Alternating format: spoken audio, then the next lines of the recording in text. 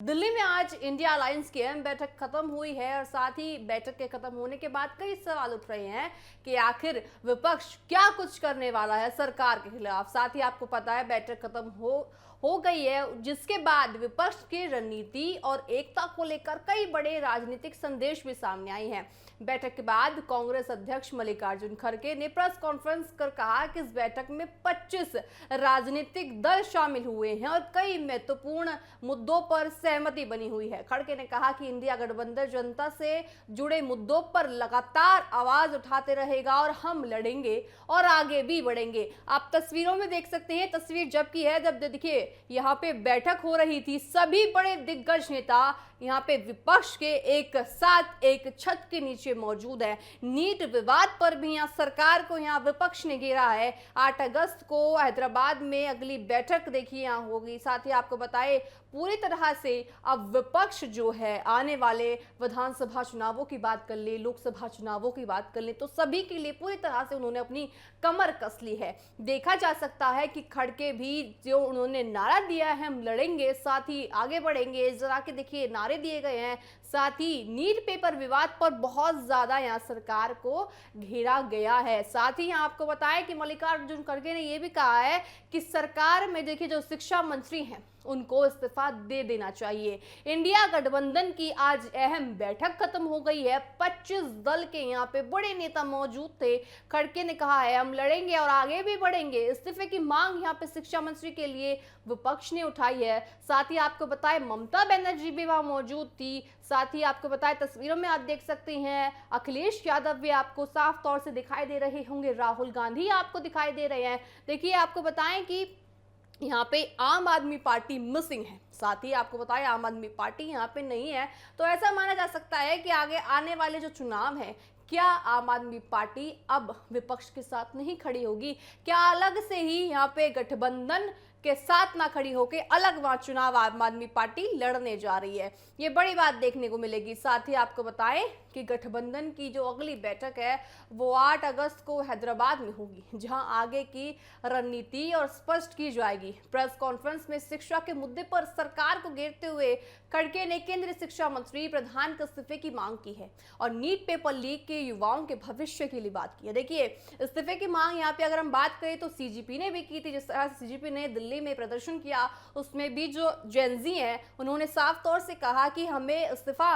यहाँ पे शिक्षा मंत्री का चाहिए, यानी धर्मेंद्र प्रधान का इस्तीफा चाहिए। अब यही बात यहाँ पे दोहराते मल्लिकार्जुन खड़गे इस प्रेस कॉन्फ्रेंस में दिखे हैं। उन्होंने कहा है कि हम यहाँ पे जो भारत का भविष्य है, यानी भारत के ये युवा नेता जो युवा हैं उनके साथ पूरी तरह से विपक्ष एक साथ खड़ा है। नीट पेपर लीक मामला जो सामने आया, जो नीट पेपर लीक में धांधलेबाजी हुई, उसमें विपक्ष यहाँ पे साथ में युवा के खड़ा है। साथ ही नीट पेपर लीक को लेकर बड़ा विवाद यहाँ खड़ा हुआ है। नीट पेपर लीक के लिए देखिए कितने ज्यादा यहाँ पे देखा गया कि जो छात्र हैं उन्होंने आत्महत्या कर ली, तो ऐसे में जो ये मुद्दा है बहुत ज्यादा जरूरी हो जाता है।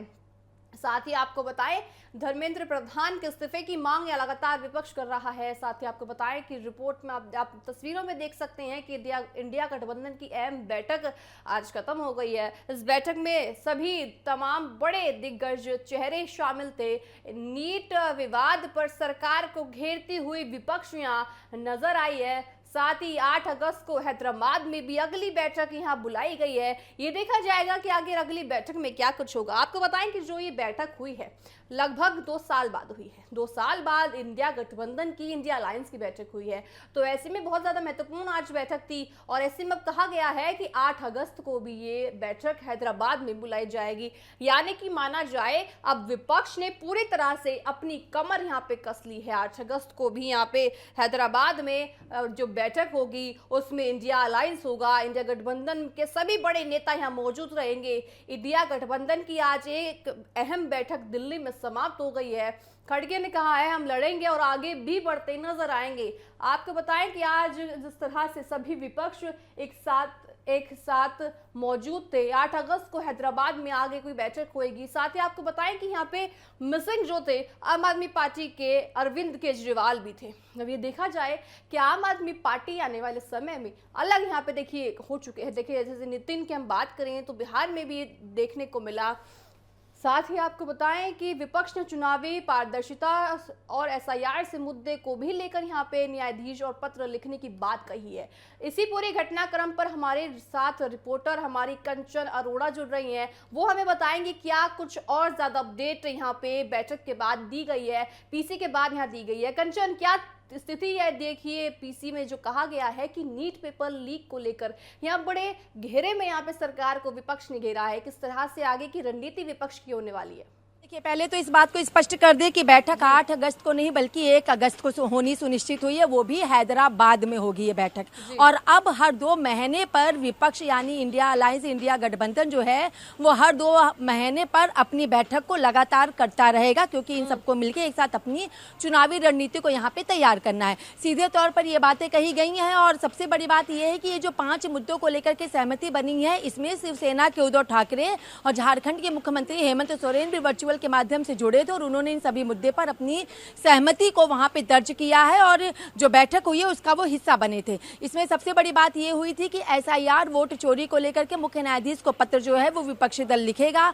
उसी के साथ जो महंगाई और बेरोजगारी का मुद्दा है, इसको लेकर सरकार से सर्वदलीय बैठक बुलाने की मांग रखी गई है, जिससे उस बैठक में इन मुद्दों को वो उठा सके। तीसरी बड़ी बात यह है कि केंद्रीय शिक्षा मंत्री धर्मेंद्र प्रधान के इस्तीफे की मांग इसमें रखी गई है। तो कई ऐसे मुद्दे हैं, लेकिन मेरी सहयोगी प्रिया भी यहाँ पर है। प्रिया, अभी शनिवार के दिन 6 जून को कॉकरोच जनता पार्टी ने एक इसी मुद्दे को लेकर शिक्षा मंत्री धर्मेंद्र प्रधान के इस्तीफे को लेकर प्रदर्शन किया और आज जब इंडिया गठबंधन की बैठक हुई तो उन 5 मुद्दों में से एक बड़ा मुद्दा शिक्षा मंत्री का इस्तीफा रहा है। कैसे देखती हैं?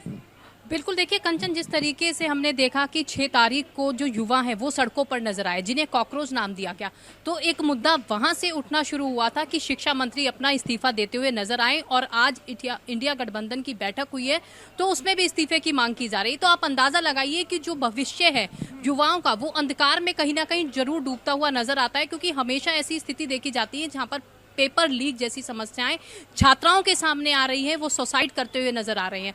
तो आज जो महागठबंधन की ये बैठक हुई, देखिए, जिसमें विपक्षी नेता सभी एक मंच पर साफ तौर पर नजर आए, तो एक बड़ा मुद्दा जो उसमें निकल कर आया तो उन्होंने भी वो चुना शिक्षा, क्योंकि देश का भविष्य हमारे युवा है और अब वो चाहते हैं कि धर्मेंद्र प्रधान जो है वो इस्तीफा देते हुए नजर आए। प्रिया, जब ये कॉकरोच जनता पार्टी ने अपने प्रदर्शन का ऐलान किया था शिक्षा को लेकर, क्योंकि सिर्फ उनका एक मुद्दा शिक्षा से संबंधित था, तो कहीं ना कहीं विपक्षी दलों ने अपना समर्थन दिया और आज उसी कॉकरोच जनता पार्टी के मुद्दे को इंडिया गठबंधन भी अपने 5 मुद्दों में शामिल किया है। बिल्कुल, देखिए, सबसे बड़ी बात यही है कि वहां पर कॉकरोच जनता पार्टी जो एक बड़े रूप में निकल करके सामने आई, दिल्ली में देखिए पूरा बंद जैसी स्थिति नजर आई, जंतर मंतर के आसपास देखिए रूट को भी डाइवर्ट किया गया। लेकिन आज गठबंधन की इस बैठक में जो बात की गई है शिक्षा मंत्री के इस्तीफे की, अभी देखना होगा कि धर्मेंद्र प्रधान क्या इस्तीफा देंगे, क्योंकि साफ तौर पर देखिए कॉकरोच पार्टी भी कह चुकी है अगर इस्तीफा नहीं दिया तो आगे कमिंग सैटरडे को वो बड़ा प्रदर्शन करेगी और अलग अलग स्टेट में वो प्रदर्शन किए जाएंगे। लेकिन बड़ी बात यही है, क्या युवा इसी तरीके से धक्के खाता हुआ नजर आएगा या फिर जिस तरीके से विपक्ष अपने आप को मजबूत बनाने के लिए जो बैठकों का दौर कर रहा है वो बैठकें से कितनी मजबूती उस गठबंधन में आती है, क्योंकि पहले ऐसा देखा गया था। देखिए, आज भी अगर हम बात करें तो आम आदमी पार्टी इसमें शामिल नहीं हुई है, तो एक बड़ा सवाल ये भी है कि और पार्टियां जो इसमें डीएमके भी इसमें शामिल नहीं, 23 पार्टियां इसमें शामिल हुई थी।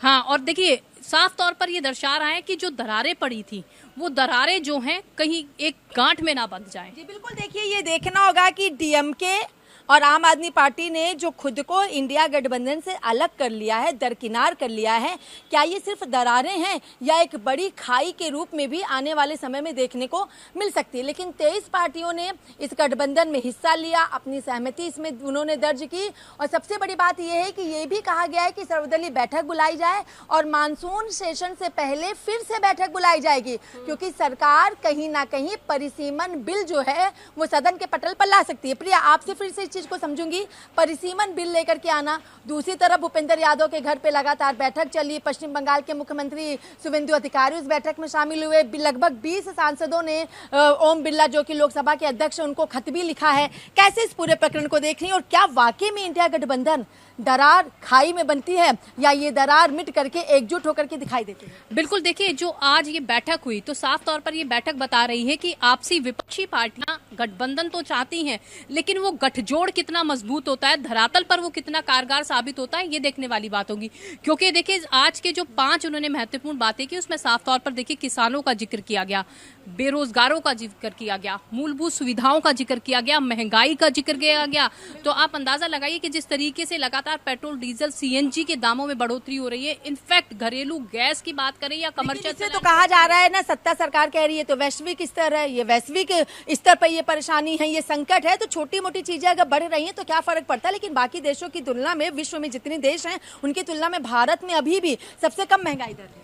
बिल्कुल कंचन, देखिए, लेकिन एक आम व्यक्ति, मिडिल क्लास व्यक्ति जिसकी तनख्वाह 20,000 रुपए है और उस पे जो लगातार बढ़ोतरी बढ़ेगी उसके खर्चे में, तो कहीं ना कहीं उसकी जेब पर जरूर असर पड़ता हुआ नजर आता है। और आज साफ तौर पर देखिए किसानों का जिक्र किया गया, क्योंकि अलग अलग राज्यों से वो तस्वीर निकल करके सामने आती है जहां पर अन्नदाताओं को खाद तक नहीं मिल पाती, दवाइयां नहीं मिल पाती, सड़कों पर वो उतरते हैं। लगातार हमने देखा कि राकेश टिकैत का अगर हम जिक्र करें तो पश्चिमी की साइड जो है ज्यादातर किसान जो है सरकार से नजर। लेकिन प्रिया, क्या लग रहा है सरकार के मतलब जो ये आम जनता के मुद्दे हैं, गठबंधन जिन मुद्दों को उठा। कंचन, मैं आपसे एक अंतिम सवाल यहाँ लेना चाहूंगी। देखिए, मल्लिकार्जुन खड़गे ने साफ तौर से कहा है कि हम लड़ेंगे और आगे भी बढ़ेंगे। इस बयान को आप किस राजनीतिक मतलब से देखती है? और साथ ही देखिए, इस मंच में अखिलेश यादव भी मौजूद थे, सभी के साथ अखिलेश यादव थे, तो अखिलेश यादव की मौजूदगी भी बहुत कुछ कहानी बयां करती है। क्योंकि देखिए, विधानसभा चुनाव उत्तर प्रदेश में आ रहे हैं, ऐसे में सभी विपक्षी के साथ अखिलेश यादव का होना भी बहुत ज्यादा राजनीतिक मायने रखता है। कंचन जी बिल्कुल, देखिए अखिलेश यादव से जब मैंने खुद यानी TV7 भारत ने जब खुद इस बात को पूछा कि 27 को लेकर के क्या तैयारी है, तो वो कह रहे हैं 27 में हम ही आ रहे हैं।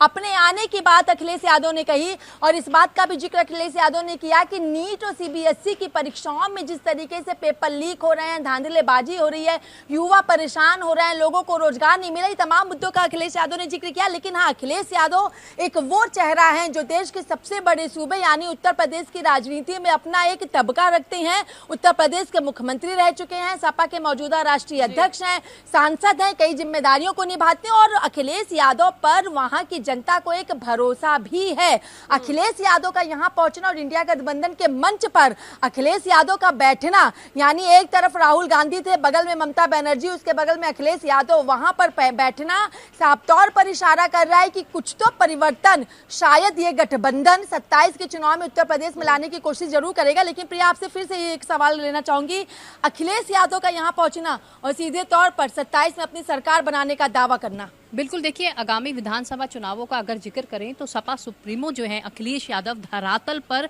बिल्कुल साफ तौर पर नजर आ रहे हैं। अलग अलग जनता से संवाद किया जा रहा है, लेकिन कितना वो कारगर साबित होगा ये देखने वाली बात होगी। क्योंकि साफ तौर पर अगर हम बात करें सत्ता में बैठी बीजेपी पार्टी से मुख्यमंत्री योगी आदित्यनाथ, आप उन्हें कम मत समझिए, क्योंकि वहां पर सनातन की लहर जब चली थी वो जनता ने देखी थी। और आगामी विधानसभा चुनावों की जो टक्कर है बेहद ही कड़ी देखने के लिए मिलेगी। क्योंकि साफ तौर पर देखिए, अभी जब आपने अखिलेश यादव से बातचीत की तो उन्होंने कहा कि हम आ रहे हैं, लेकिन बाबा कहां जा रहे हैं ये बड़ा सवाल है। क्योंकि देखिए, जो ये टक्कर है, क्योंकि बेहद दिलचस्प चुनाव हो जाता है, खासतौर पर जब हम पश्चिमी बेल्ट का जिक्र करते हैं। क्योंकि किसान अन्नदाताओं का अगर हम जिक्र करते हैं, पश्चिमी बेल्ट से जो है किसान अन्नदाता बेहद नाराज नजर आता है, तो उसका कहीं ना कहीं धरातल पर असर जो है वो जरूर देखने के लिए मिल सकता है। लेकिन देखना होगा कि आज की ये बैठक कितना कारगर साबित होने वाली है। विधानसभा चुनावों में भी क्या इसका असर दिखाई देगा? बिल्कुल बिल्कुल। लेकिन देखिए, एक बात ये भी बताना चाहूंगी कि ये बैठक का सबसे बड़ा मुख्य एजेंडा था मानसून सत्र को लेकर के, क्योंकि सूत्रों से जो जानकारी मिल रही है वो ये है कि सत्ताधारी सरकार इस बार मानसून सत्र में परिसीमन बिल लेकर के आ सकती है। और जो अब तक उनको बहुमत नहीं मिला था, जो उनको अब तक वोट नहीं मिला था सत्ताधारी सरकार को, वो बहुमत जो है, वो आंकड़ा जो है, वो इस बार मानसून सत्र में सत्ताधारी सरकार के पास आएगा। बिल्कुल कंचन, देखिए जिस तरह से कंचन ने कहा कि जो आज की बैठक यहाँ विपक्ष के द्वारा हुई है, जो एक छत के नीचे सभी विपक्षी नेता मौजूद थे, तो ये देखा जा रहा है कि जो बैठक है वो मानसून सत्र के लिए ज्यादा हो चुकी है। कंचन, आपका बहुत बहुत शुक्रिया इन तमाम जानकारी को देने के लिए। देखिए, यहाँ साफ तौर से कहा जा सकता है कि विपक्ष अब एक छत के नीचे आकर सरकार को घेरने के लिए पूरी तरह से तैयार है और मानसून सत्र के लिए भी यहाँ पे विपक्ष अपनी कमर कस चुका है। तो देखने वाली बात होगी कि आने वाले दिनों में और एक देखिए अगस्त को क्या कुछ बैठक में भी नया निकल कर आता है।